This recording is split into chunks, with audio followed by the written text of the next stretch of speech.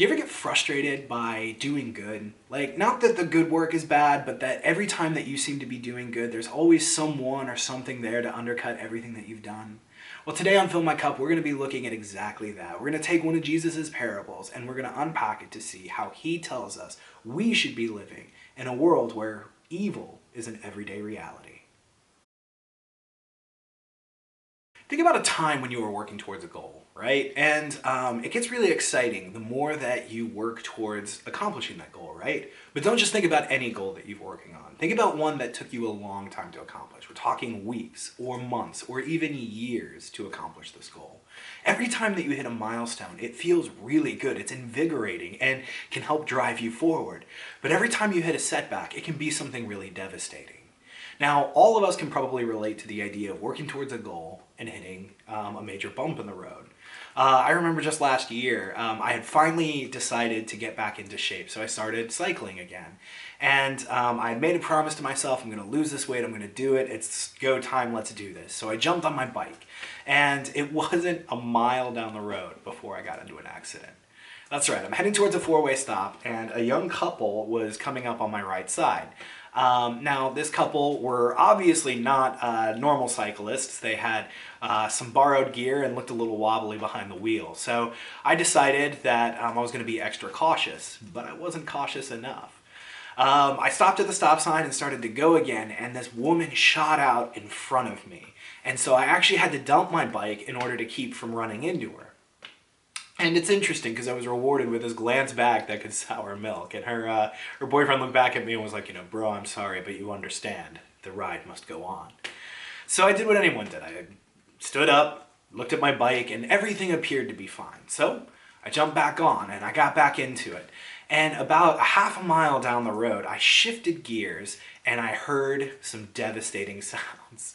I could hear metal on metal beginning to grind, and then my rear wheel locked up and the bike came to an immediate stop. I was lucky I didn't go over the handlebars. And when I got down and I looked, I noticed that my rear derailleur was completely bent in, the chain was locked around the wheel, and that bike was not going to move. I actually had to call a friend to come and pick me up and drive me home because I was a mile and a half, 2 miles from my house with a bike that didn't work. So I took my bike in and decided to get it fixed, and that's when I got the worst news. It was going to cost around $800 in repairs between everything that had gone wrong from the little fall that I took. And on top of that, I didn't get my bike back for another 2 months. Now, a lot of people, and me included, would look at that situation and just say, man, that season is shot. But I decided, all right, you know what? I missed out on 2 months, but I'm going to jump on anyway. And I ended up having a great season. I put some really, really good miles in. Now, setbacks are frustrating in any situation, but it's when we don't see them coming that I find that they're particularly devastating. And it's really interesting because I feel like a lot of the times when we talk about faith and we talk about church, we don't expect setbacks. I mean, after all, why would God keep us from all of those gains that we made? Why would he allow us to start working backwards? So I want you to think about a season when you were really rocking it in your faith. Maybe you started really getting into devos every day. Maybe you had volunteered for a brand new ministry position, and maybe you just really started being aware of God's presence in your life every single day. But for a lot of us, those seasons and those periods don't last. Something happens. What was it that set you back? Was it that you just got distracted? Was it that there was some kind of scandal? Or even for those of you that things went really wrong for, maybe a leader ended up calling you out or really making the process miserable.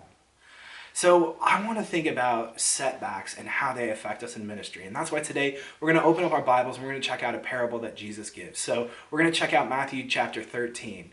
Let's get to it. Matthew chapter 13, starting verse 24 and following, says this: "The kingdom of heaven is like a man who sowed good seed in his field. But while everyone was sleeping, his enemy came and sowed weeds among the wheat and went away. When the wheat sprouted and formed heads, then the weeds also appeared.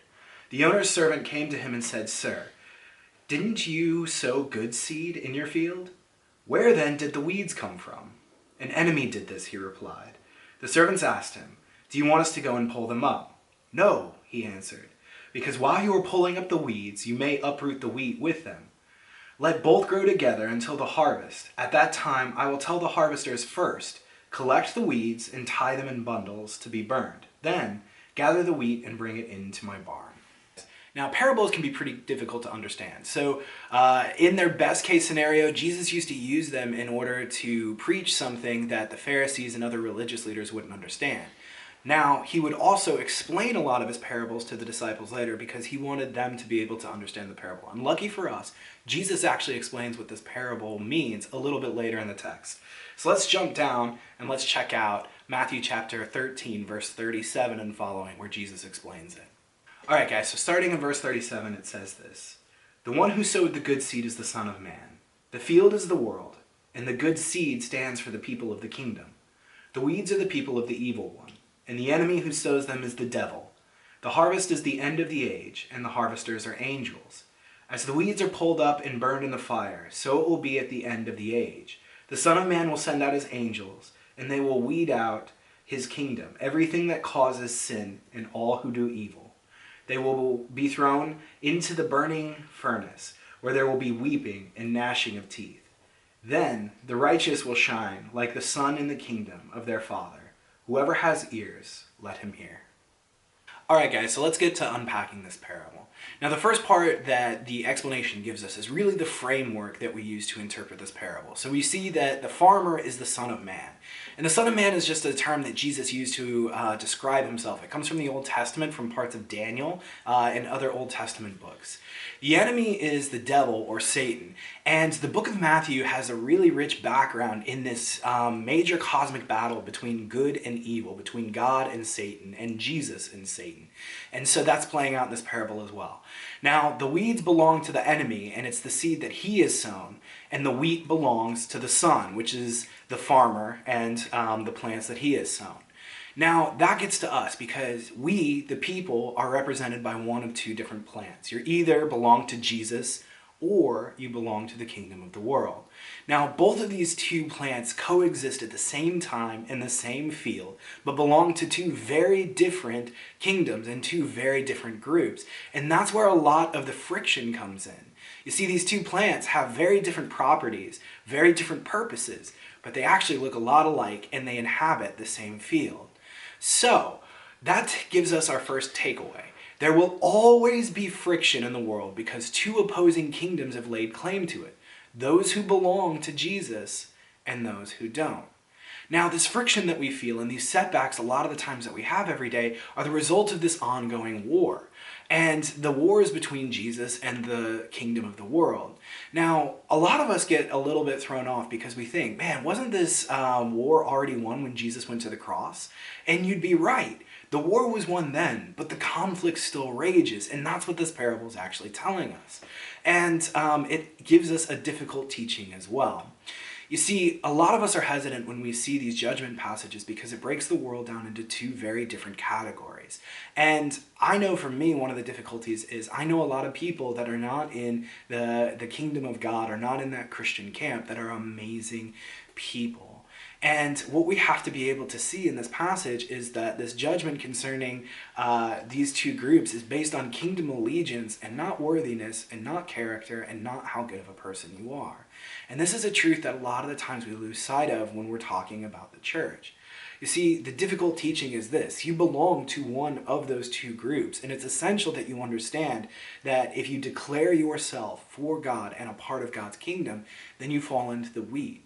If you don't, then you fall into the weeds. And that's a very difficult teaching and one that gives us a lot to mull over and to think about. And unfortunately, this parable is bringing about that idea of the end times and that end judgment. So again, guys, don't get caught up in this idea that belonging to the kingdom of God is somehow reflective then of your character or your worthiness. It's really not. It depends on who planted you, who cultivated you, and what you're growing and bearing in your own life. And so it's not a worthiness. It's not anything to do with who you are. It's whose kingdom you belong to. All right, guys. So let's go ahead. Let's continue in this parable. Now, as I was reading this, I was really hung up on one part. When the farmer realized that there was weeds sown in with the wheat, why didn't he just take it upon himself at that time to start pulling it out? So I did a little research and found out some interesting background. Now, first of all, This is not just a crazy story out of nowhere. So believe it or not, Rome actually had to pass a law that would prevent people from sowing weeds with their competition's wheat. So this was such a widespread issue at the time that the government had to get involved. And what I discovered was that there's actually this plant called darnel, which looks so much like wheat that for many years it's had the name false wheat. And it's pretty dangerous. So it's actually a poisonous plant, which means that when it gets sown in, it looks so much like wheat, you can't tell the two apart until they're fully mature. And once you can tell them apart, you have to decide to harvest, because if you try to pull darnel up, the roots get intertwined with the wheat and you'll pull the wheat up as well. So this is a pretty big issue and a pretty big problem. So the farmer's actually wise in saying, listen guys, don't do anything until the time for the harvest is right. And I think that that's why Jesus chooses this as an illustration. And so our takeaway from this needs to be this: it's impossible for us to differentiate between who is weed and who is wheat. Okay? It is impossible for us to differentiate between who is wheat and who is a weed. And I think that that's precisely why Jesus doesn't put us in charge of the harvest. You see, guys, I think that the judgment piece is so big that Jesus is saying, listen, that's why this belongs to God. Listen, that's why angels are going to take care of this. Because remember, the angels are the servant in this passage and not humanity. And guys, here's the thing. I am honestly baffled by how many of us in the church like to take on the judgment seat and sit in that part. We like to separate people into groups and saying, this person is a weed, this person is weed. This person is a weed, this person is weed. And we separate out the two groups. And guys, I think that the warnings in this passage are paramount and are so important for us to remember, because we run the risk of undercutting or destroying something so important and so powerful, guys. We can actually rip out the way that God is working in our communities and the community at large when we decide to try and pull the weeds from the wheat. And we can really undercut people's faith, we can really undercut the efficacy of programs, and we can really undercut the efficacy of the church. And that's why it's so important to remember that the judgment piece was never meant to be our piece. So that actually brings us into our third major takeaway. Look at what the farmer tells his servants to do. He tells them to wait until the harvest time because he's afraid of pulling up wheat with weeds. And that gives us the third major piece that we can take away from this passage, and that's this: the judgment is reserved until the end of the age. Think about it. If the wheat cannot be differentiated from the weeds until harvest time, it makes sense to wait. And think of all the twists and turns that we go through in life as people.